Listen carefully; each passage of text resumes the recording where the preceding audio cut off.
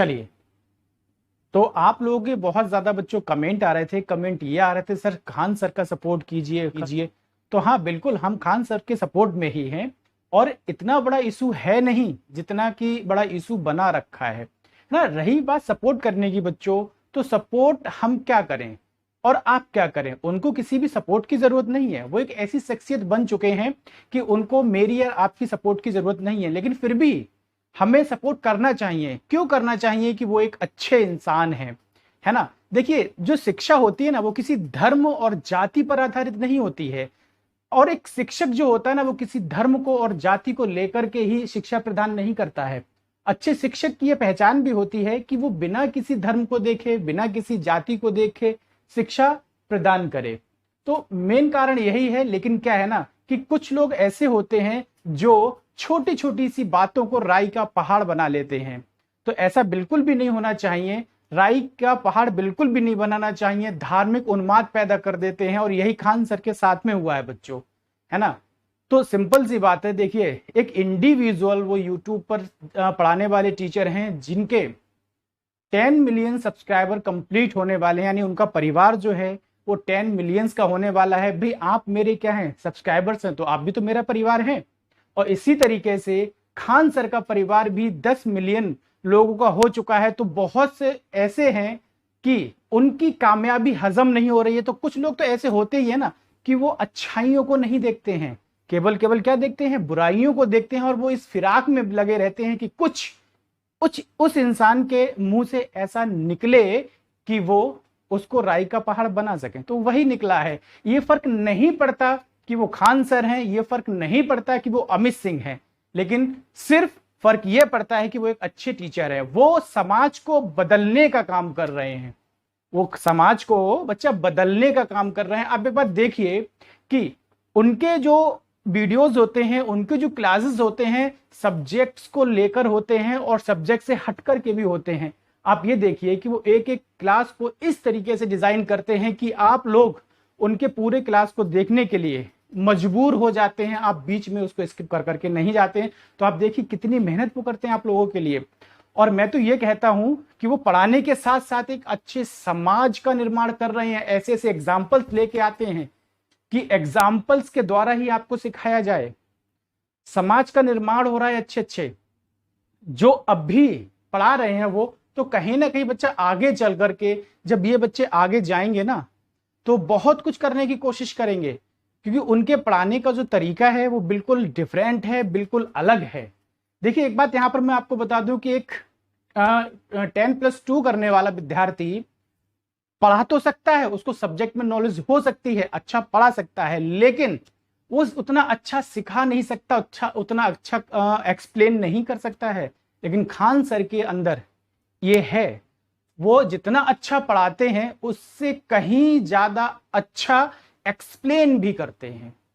तो सबसे बड़ी बात बच्चा यही है कि हम क्या, सभी को उनके सपोर्ट में रहना चाहिए और बढ़ना चाहिए। क्योंकि हम लोगों का ये उद्देश्य बिल्कुल भी नहीं होता है कि हम धर्म को लेकर के, जाति को लेकर के कोई भी उन्माद पैदा करें या उन पर कोई ब्लेम करें, है ना, उन पर कोई ब्लेम करें। देखिए, सिंपल सी बात है, मैं भी पढ़ा हुआ हूँ छोटे क्लासेस में, मैं भी प्राइमरी में पढ़ा हुआ हूँ। और बहुत से होंगे आप में से भी बहुत से बच्चे ऐसे होंगे जो प्राइमरी में पढ़े होंगे।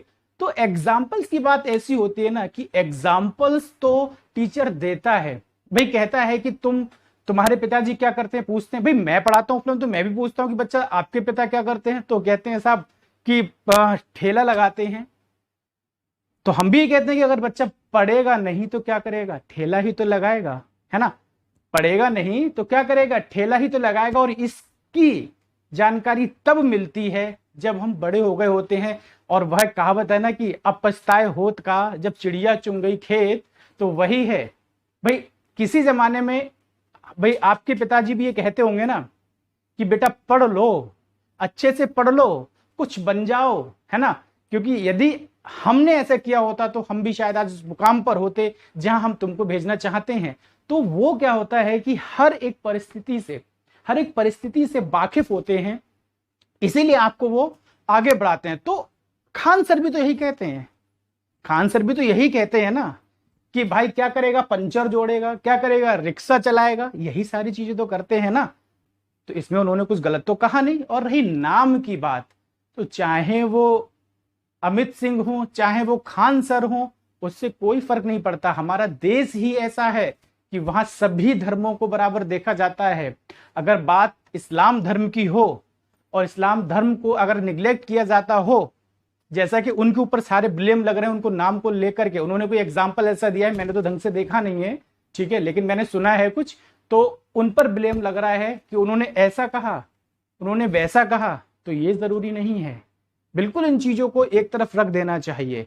क्योंकि क्या कभी ऐसा होता है कि आप कहीं इंस्टीट्यूट में जाते हैं तो आपको आपके नाम से ही अलग बिठा दिया जाता है? भाई मैं कहता हूं कि एक बच्चा हमारे पास हिंदू भी आता है और एक हमारे पास मुस्लिम भी आता है, ठीक है, तो क्या हमारा ये फर्ज बनता है या हम ऐसा करते हैं कि हिंदू को से तो कहें या हिंदू से तो कहें कि बेटा आ जा, और मुस्लिम से कहें चला जाए? क्यों? क्योंकि ये एक टीचर के जहन में ही नहीं होता है। टीचर का काम होता है केवल और केवल एक अच्छी शिक्षा प्रदान करना और समाज को एक डोरी में बांध कर रखना। शिक्षक का यही एक कर्तव्य होता है। आप समझिए, यदि हमारे देश में सभी धर्मों को बराबर स्थान नहीं दिया जाता, यदि केवल हिंदुज़्म को बराबर मतलब बड़ा चढ़ा करके देखा जाता, तो क्या आज एपीजे अब्दुल कलाम जी जो थे वो भारत के सबसे सर्वोच्च स्थान पर होते? कभी नहीं होते। क्या वो भारत के राष्ट्रपति बनते? कभी नहीं बनते। आप देखिए, इतिहास गवाह है, आजादी के बाद हम देखें तो सभी धर्मों को बराबर का दर्जा दिया गया है, और कहीं भी हमारे संविधान में ऐसा नहीं लिखा हुआ है कि हम किसी भी धर्म की आलोचना करें। तो यही खान सर ने किया है। किसी भी धर्म की कोई आलोचना तो नहीं की है ना, बिल्कुल आलोचना नहीं की है, बस उन्होंने एग्जाम्पल्स थोड़े दिए हैं। तो इतना बड़ा चढ़ा करके किसी भी चीज को नहीं देखना चाहिए, है ना बच्चा, बिल्कुल भी नहीं देखना चाहिए। देखिए, खान सर बहुत ही अच्छे टीचर हैं और अच्छा पढ़ाते भी हैं, ये मैं नहीं कहता, ये सभी कहते हैं। तो हम सभी टीचर्स को उनका सपोर्ट करना चाहिए, हर कीमत पर करना चाहिए, बिल्कुल करना चाहिए। तो इसी के साथ मैं अपनी वाणी को विराम देता हूं। जय हिंद, जय भारत।